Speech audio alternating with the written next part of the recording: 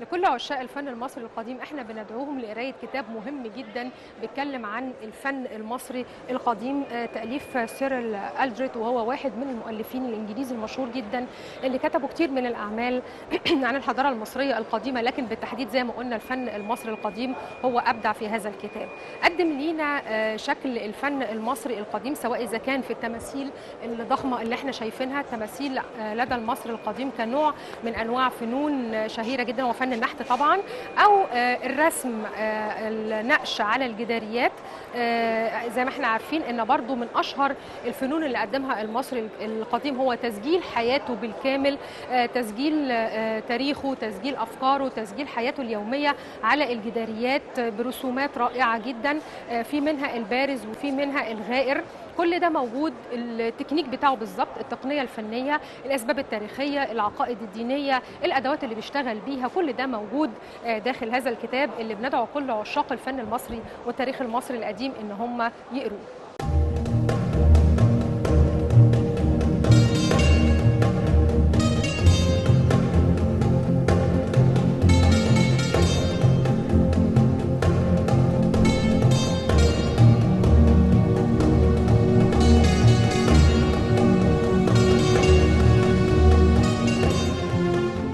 الفن عند المصري القديم كان شيء مهم جدا، ما كانش للتسالي او للترفيه، لكن كان مرتبط ارتباط وثيق بعقيدته، عقيدته في الدين، عاداته وتقاليده اليوميه، البيئه المحيطه به، هو بيعمل ايه من اول الصبح لحد ما بينام، الافكار، العادات، التقاليد، الاحتفالات، كل ده كان متصور عند المصري القديم في منحوتاته الفنيه. وعشان كده بنلاقي الحضاره المصريه عندها غزاره في الانتاج، في المنحوتات، في التماثيل بالتحديد.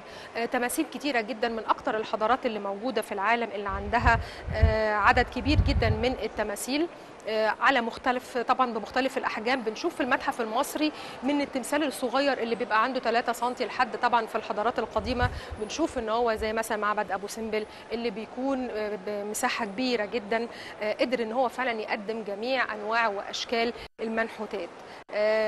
هنا بقى نرجع تاني للكلام يا دكتور لطفي ونتكلم عن طريقة صنع التماثيل. يمكن مننا كتير بيفكر طب التماثيل الصغيرة اللي قد الإيد بنعرف إن إحنا ممكن يمسكها ينحتها أو بطوله، إنما بقى الحاجات الضخمة الكبيرة دي كانت بتتعمل إزاي؟ لدرجة إن في بعض المؤرخين القدام طبعا، خصوصا العرب والمسلمين، لما شافوا ضخامة التماثيل كان عندهم اعتقاد إن المصري القديم عملاق. من كتر ما شافوا الحاجات الضخمه قال لك يعني ده ما فيش عقل يقول ان هو يقدر يعمل الكلام ده كله الا العملاق. فايه الحكايه دي بقى؟ هو فعلا زي ما حضرتك ذكرتي ان هو فعلا الارتباط المصري كان كله بالعقيده، حتى كل المنتجات الفنيه اللي عملها زي ما حضرتك ذكرتي كلهم مرتبطين بحياته ما بعد الموت. كل اللي كان بيسجله على النقوش سواء البارزه او الغائره او التماثيل المصنوعه كلها كانت لحياته ما بعد الموت، كلها حاجات جنازيه خاصه بما بعد الموت. صور الفنان استطاع ان هو سواء على النقش الغائر او البارز او ان هو يعمل تماثيل، كان بيستخدم عمليه المربعات. المربعات دي من اهم العناصر اللي كان بيستخدمها الفنان في نحت التماثيل او في عمل النقوش. هو كان بيعمل، لا نعمل بقى ستوب هنا عشان نشرح بقى كويس. احنا هنا عندنا في الجداريه دي، احنا دلوقتي واقفين قدام جداريه مش تمثال، لكن ليه؟ لان فيها مرسوم على الجداريه ازاي الفنان بينحت التمثال وبيصقله. انت بتقول لي يا دكتور كان بيعمل يعني بياخد ايه؟ بياخد حته حجر يعني مثلا، هو البلوك الحجر نفسه، بلوك الحجر، القطعه الكتله من الحجر الكبيره اللي كان بينحت منها تمثال، بيقسمها الى مربعات. يعني كان الراس لوحدها 4 مربعات، الجذع بتاع الانسان كان بيتقسم 6 مربعات، من 5 ل6 مربعات. مقصود الكتل يعني؟ مربعات، لا مربعات شكل مربع، يعني ياخد الكتله الحجريه يعمل عليها شبكه من المربعات. ده نفس الطريقه اللي بيرسم بيها الجداريه، نفس بيعملها الطريقه بيستخدمها في البلوك اللي بيستخدم فيه للنحت التماثيل او في عمل النقوش البارزه او الغائره.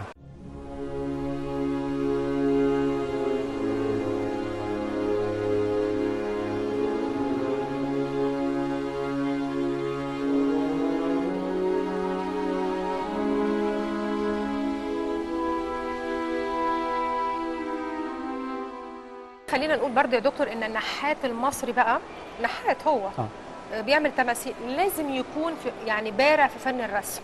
طبعا عشان يعمل مفيش الحكايه شك. دي. لازم يكون بيرسم كويس جدا، لانه برضو بيرسم على البلوك نفسه، بيرسم شكل التمثال المقاييس في الجنب، في الجانب الجانبين الناحيتين. يعني احنا عندنا تماثيل بتوضح دوت. يعني في تماثيل عندنا موجوده في مخازن في المتحف هنا، بتوضح ازاي كان بيرسم. يعني لما يرسم رسمه لبتاح للمعبود بتاعه، بيرسم الرسمه على البلوك نفسه ويبدا ينحته بهذا الشكل. زي وش نفرتيتي او راس نفرتيتي اللي موجوده برضو هنا، وربما عليها رسومات يعني واضحه ان في رسم قبل تجهيز، هو الرسم قبل النحت. لكن هو برضو في بعض الاحيان لو حضرتك زي ما ذكرتي، لا هو كان ممكن يكون النحات ما بيعرفش يرسم، يكون الرسام بيرسم له الرسمه وهو بينحتها بشكل جيد. هنا في المنظر اللي عندنا ده اللي هو بيرجع لعصر الدوله القديمه، هو برضو نقش بارز ليه من مقبره رخ ام رحوم من عصر الدوله القديمه. بنلاقي حتى منظر الفنان والفنانين وهم بينحتوا التمثال ماسكين تشيزلز كده، يعني زي ازاميل، الادوات ازاميل من النحاس او من الحديد، وكان بينحت التمثال بهذا الشكل برجل الاماميه للامام الشمال. الاعتقاد في الشمال برضه ربما قالوا لتقنيه التمثال، ان الوزن التقل بتاع التمثال وثقل التمثال بيبقى في الجهه الشمال من الجسم، فكان بيبدا بالناحيه الشمال عشان يفضل ينحت من الناحيه اليمين ويبقى كل التوازن للجسم نفسه. ظهر بعد كده ان هو في اعداد تاني للتمثال، ان هو بينحت بيثقل التمثال، يعني يثقله يخليه لونه املس، يعني ما يبقاش خشن، لا يبقى يعني أملس. زي ما بيقولوا كده يصنفروا. يصنفروا بالظبط، يخليه مسطول جدا وشكله لامع، بيدوا لمعه اكتر وبشكل اوضح. الفنان كان بيستخدم شبكه المربعات اللي احنا قلنا عليها حتى في التصوير الجداري. التصوير الجداري ده برضو بيختلف في الاضاءه، يعني كان بيعمل النقش الغائر للاضاءه الشمسيه للحوائط الخارجيه. أيوة. لكن الداخليه كان بيعملها بنقش بارز. ده اللي احنا هنوضحه في حلقات تانية هنتكلم فيها بقى عن الجداريات والنقوش، لان طبعا ده يعني باب فني لوحده في من الروعه والعظمه، ان احنا لازم نتكلم عنه بشكل خاص في حلقات تخصه نفس الكتاب اللي احنا بنتكلم عنه النهارده.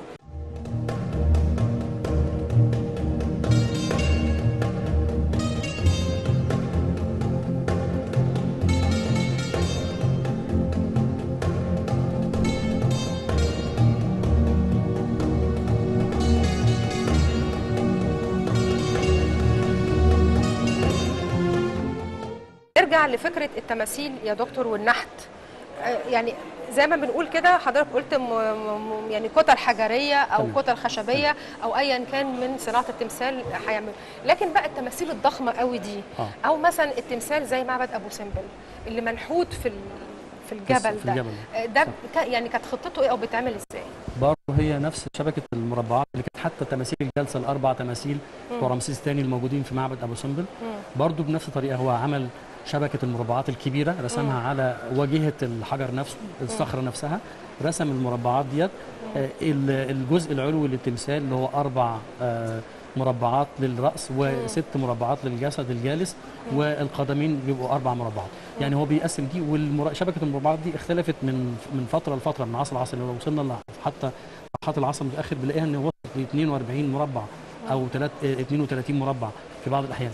ليه؟ لأن الفنان كان بيحاول يعمل كل جزء لوحده، لكن الفنان الرسام اللي هو كان بيرسم الأثر قبل بداية نحته هو اللي بيبقى عليه العبء الأكبر، فهو يوضح التفاصيل الخاصة اللي بيبدأ بيها النحات ينحت بعديها التمثال. طب مش المربعات دي يا دكتور بتستلزم ان لازم يكون في رسم مصغر في الاول ينقله في المربعات الكبيره؟ حضرتك يبدو ان حضرتك قاريه كويس جدا، لان فعلا في حاجه عندنا اسمها الاستراكه. أيوة. الاستراكه اللي هي القطع الشقافات الصغيره. أيوة. اللي كان بيستخدمها الفنان وموجوده حاليا في المتحف. يعني دي حاجه جميله حضرتك ذكرتيها ومهمه جدا في الرسم. كان بيعمل سكتش صغير، سكتش صغير قوي للنحت او التمثال او أيوة. النقش البارز او الغائر، بيعملوا على سكتش صغير اول، بعد كده يعملوا على السكيل اكبر بقى. على مساحه عشان كده هي المربعات دي بتقسم الرسمه يعني اللي اترسمت، الصوره الصغيره المصغره جنبه الفنان، ويبدا تمام. الفنان يرسم على سكيل اكبر، على مساحه اكبر، على الحائط، يرسم الشكل كله كبير بالمربعات الكبيره على شكل اكبر. يعني برضو في بعض الاستراكه اللي عليها منظر زي سين الموت على سبيل المثال، موجود عليها شكل المربعات على راس أيوة. اللي هو سين الموت نفسه، اللي هو المهندس بتاع معبد الدير البحري بتاع حتشبسوت. رسم الفنان واتوجدت هذه في الدير البحري القطعه دي، وهي عليها المربعات، شبكه المربعات اللي كان بيستخدمها في عمل النقش قبل بدايه، او سواء اللي كان غائر او بارز، على القطعه الاسطراكه. تمام. فقطعه الاسطراكه دي كانت بمثابه سكتش زي ما حضرتك قلتي، بسكتش صغير جدا بيصور عليه المنظر اللي بعد كده هيكبره بشكل اكبر على الجدار.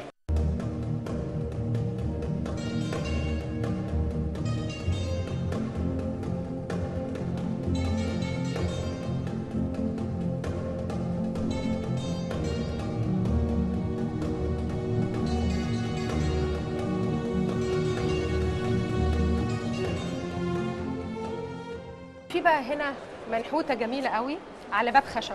تمام. دي مختلفه تماما بقى عن كل اللي شفناه، هو جميل قوي وبارز وخشب. يعني احنا برضو بنقول ان مش النحت على الحوائط او الجرانيت او لا، ده كمان خشب زي ما احنا شايفين. هو طبعا قصه هنا الباب ده ايه؟ يعني هو الباب دوت هو اهداه ابن اسمه حتبقى، اهداه لامه اسمها قائم حصن. ده لها هديه باب؟ اداها باب عشان للباب للمقبره نفسها، وتلاقى باب للمقبره برضه.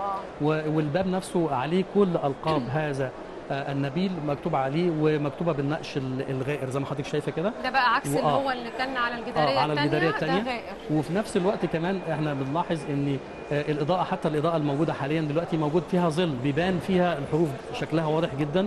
هذا الباب المصنوع من الخشب كان من الصعوبه بمكان ان هو يقدر ينحت عليه النقوش، لكن طبعا كان زي ما قلنا قبل كده بيرسمها الفنان الاول، بيرسم هذه المناظر او النصوص على الباب نفسه، ثم يبدا بنحته بشكل معين ويبدا صقله ايضا. لكن بتبقى اصعب طبعا، وليها ادوات مختلفه عن ادوات النحت على الحجر، فكان بيستخدم ادوات مختلفه. أكيد لكن طبعا النقش على الخشب ده كان حاجه صعبه جدا، لانه أصعب كان من الحجر. حاجه اورجانيك، حاجه هشه، طبيعيه، تحتاج الى طريقه دقيقه مختلفة. جدا ومعامله مختلفه جدا في النحت عليه. طب عايزين نتكلم عن الالوان، يعني هو كان بيصنعها من ايه؟ عرف الالوان طبعا من الطبيعه المحيطه بيه. ايه الالوان اللي تم اختيارها وقسموها على اي اساس وكانوا بيصنعوها من ايه؟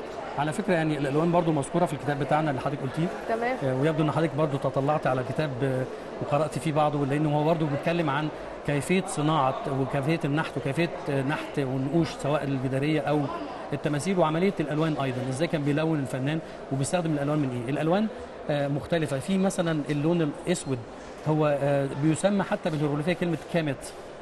هي مصر، يعني كلمه مصر هي ارض عشان السوداء، الطين، عشان الطين الغريب الاسود دوت بتاع النيل المعروف، لان كمان ايام الفيضان كانت الاراضي كبيره قوي. بالهيروغليفيه كامت، هي مصر كامت. كلمه الاسود، اللون الاسود هو كامت، وكان بياخد اللون الاسود من الاكاسيد الطبيعيه. أيوة. في الطبيعه اللي هو الاكسيد الحديديك اللي موجود في الطبيعه، وكان ايضا بيستخدموا من الكحل، ماده الكحل اللي كان بيستخدمها السيدات في عمل الكحل، فكان بيستخدمها ايضا من اللون الاسود من ملخيت مثلا، من ماده معينه من الطبيعه كان بيستخدم منها اللون الاخضر. اللون الاحمر اللي هو دشت برضه اكسيد حديديك موجود في الطبيعه، كان بيستخدمه برضه في تلوين اللون الاحمر. فالالوان موجوده عند المصري في الطبيعه كان بيستخدمها، وبيضيف عليها برضه يمكن في بعض الاحيان زي التمبرا مثلا الحديثه كان بيضيف عليها بياض البيض علشان يثبتها على الجداريات، يعني كان يحط عليها بياض البيض نفسه عشان تبقى بسرعه مع الشمس، تبقى تنشف بسرعه أو جدا تنشف وتلمع، وفي نفس الوقت يثبتها بهذا. شوف الافكار اللي بتجيله. في برضو من الحاجات اللي شفناها جميله برضو في الجداريات اللي في المتحف، حاجه اسمها عجائب مختلفه بقى عن الحشو البارز او الحشو يعني حاجه حشوي بيبقى فيه حاجه يعني غويطه وبعدين يتم حشوها بعجين. بيبدا الاول بنحت المناظر، ودي كانت يمكن حاجه فريده جدا واسلوب فني فريد جدا، ظهر في عصر الدولة القديمة الأسرة الرابعة. يعني هو قديم مش من الحاجات يعني حاجة قديمة اللي هو من مقبرة نفرمعت.